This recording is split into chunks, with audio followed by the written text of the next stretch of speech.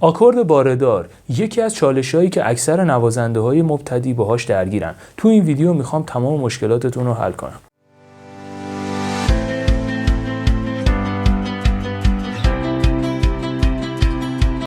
دوست عزیز، اگر تا الان کانال منو سابسکرایب نکردی لطفاً دکمه سابسکرایب رو بزن و زنگوله کانال رو هم فعال کن. دوستان، این لینکی که روی صفحه ظاهر شده لینک ویدیو آموزش کار با گریپ مستره. حتما اون رو تماشا کنید چون خیلی نکات کاربردی رو توش بهتون آموزش دادم. دوستان، قبل از اینکه بریم برای یاد گرفتن آکوردهای باردار یه توضیح خیلی کوتاهی میخوام بهتون بگم. دوستان، اگر شما میخواید توی گرفتن آکوردهای باردار تسلط لازم رو پیدا کنید، ابتدا باید بتونید آکوردهای سردسته رو خیلی خوب بگیرید. وقتی که شما بتونید آکوردهای سردسته که الان چند نمونهشو گرفتم بتونید خیلی راحت این آکوردا رو بگیرید، مطمئن باشید رفته به رفته و آروم آروم این انگشتای دست شما قوی تر میشه. پس توی گرفتن آکوردهای باردار کم نمیارید و میتونید آکوردهای باردار هم خیلی خوب بگیرید. حالا مشکلی که اکثر بچه‌ها دارن توی گرفتن آکوردهای باردار اینه که انگشت یکشون رو درست تو جایگاه درستی قرار نمیدن. من از فرت پنجم براتون مثال میزنم، ولی شما میتونید توی فرت‌های ابتدایی و انتهایی هم این کار رو انجام بدید. نکته‌ای که خیلی مهمه چیه؟ اینه که بچه‌ها خیلی میان انگشتشون رو میذارن روی فرت. این اشتباهه. ما اصلا نباید انگشتمون رو بذاریم روی فرت. ما باید انگشتمون رو بذاریم یک مقداری پشت فرت، همونجوری که الان میبینید، و انگشتمون رو به این شکل فیکس کنیم پشت فرت. یعنی ما میایم آکورد باردار رو با این قسمت کناری بند انگشت اولمون میگیریم به این شیوه. ببینید انگشت من قرار میدم پشت فرت و اینجوری فیکسش میکنم. پس اول ما باید این رو تمرین بکنیم که بتونیم انگشتمون رو خیلی آروم و راحت فیکس کنیم. اگر ما انگشتمون رو گذاشتیم و صدای اینجوری به ما داد، این یعنی صدا گزه. پس ما داریم کارمون رو اشتباه انجام میدیم. ما دقیقاً باید یک صدای به این شکل رو از سازمون بگیریم.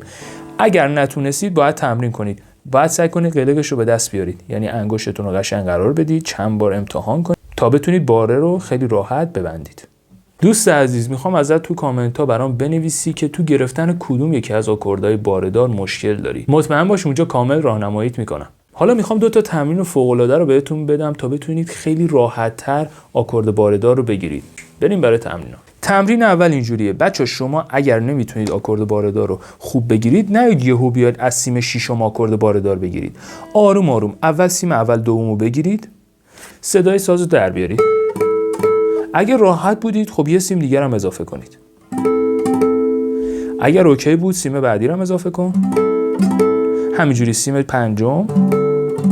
و وقتی که تا سیم پنجم خیلی راحت آکورد باردار گرفتید، مطمئن باشید سیم ششم هم میتونید به راحتی بگیرید. پس تک سیم شروع کنید. یعنی سیم اول و دوم، بعد سیم سوم اضافه کنید، همینجوری تا سیم ششم که بتونید راحت‌تر آکورد رو بگیرید.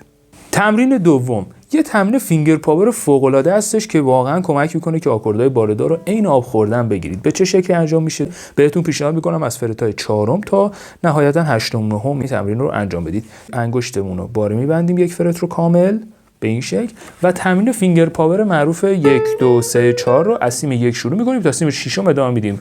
منتها نکته ای که داره چیه؟ اینه که انگشتمون که باره گرفته به هیچ عنوان از روی فرت بلند نمیشه. انگشت ما فیکس و ثابت همینجا باقی میمونه. به این شکل یک بار تمرین رو براتون انجام میدم که شما بهتر متوجه میشید.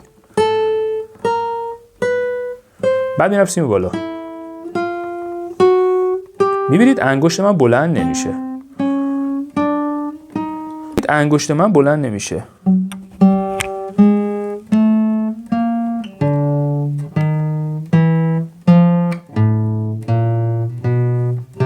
خیلی راحت این تمرین رو میتونید تا فرتای جلوتر هم انجام بدید. خیلی تمرین بی‌نظیری هستش، کمکتون میکنه که آکوردهای باردار رو خیلی راحت بگیرید. رفیق من، امیدوارم با دیدن این ویدیو مشکل گرفتن آکوردهای باردار برات حل شده باشه. 2 تا تمرین بی‌نظیر رو گفتم، مطمئن باش با انجام دادنشون خیلی راحت‌تر میتونی آکوردهای باردار رو بگیری. رفیق من، امیدوارم با دیدن این ویدیو مشکل گرفتن آکوردهای باردار برات حل شده باشه.